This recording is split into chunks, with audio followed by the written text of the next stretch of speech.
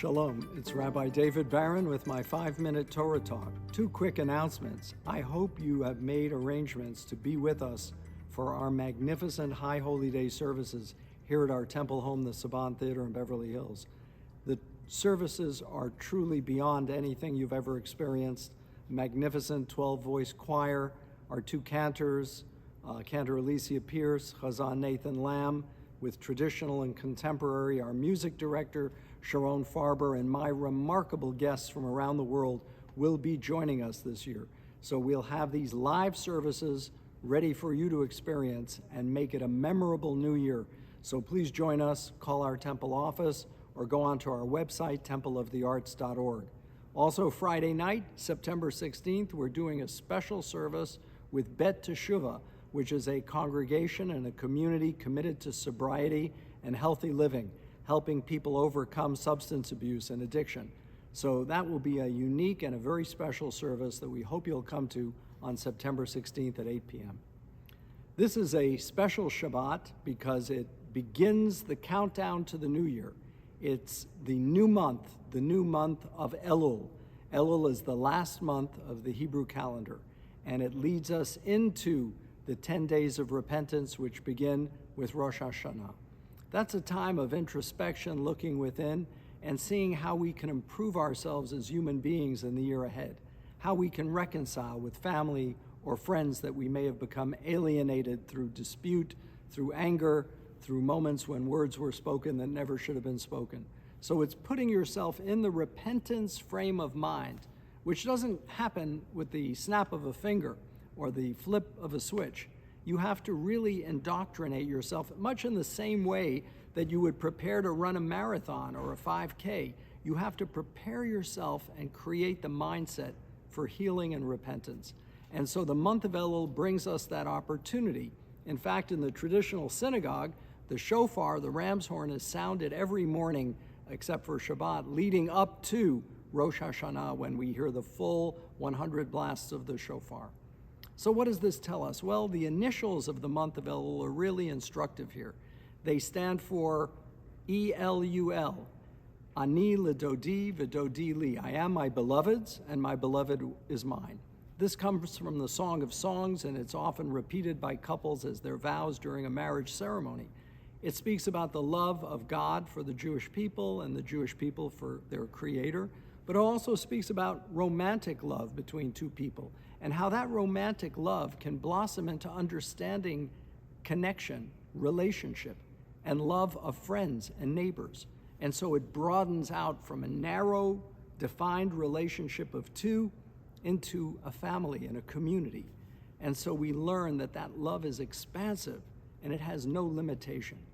The other interpretation of the letters of the month of Elul are Ish l're'ehu umatanot le'evyonim.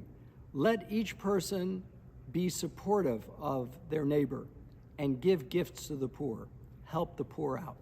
That's a really interesting mindset as well. It tells us that doing what is righteous and just, which is helping someone in need, is critical to creating that repentance mindset, even if it's someone you've walked by and not thought about helping in the past. And of course, that you have to recognize you have to carve out time to keep a friend and to maintain a friendship. That's so vital, that's so important. Friendships and relationships can't simply prop themselves up. They require the support of one for the other. And that teaches us a powerful lesson as well about the meaning of the preciousness of time that we have and how we can spend it with those whom we love and those who are supportive friends. And out here in California, where many of us have moved here from other parts of the country and left behind family, our friends become our new extended family. And that is another really important lesson.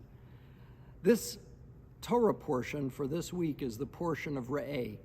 And remember, I told you these are the farewell speeches of Moses to the Jewish people, the former slaves, the new generation that emerged in the wilderness after 40 years of wandering, and they were poised, ready to enter into the promised land. And so Moses gives them his last speech, a number of his last speeches before he dies. And it's an admonition.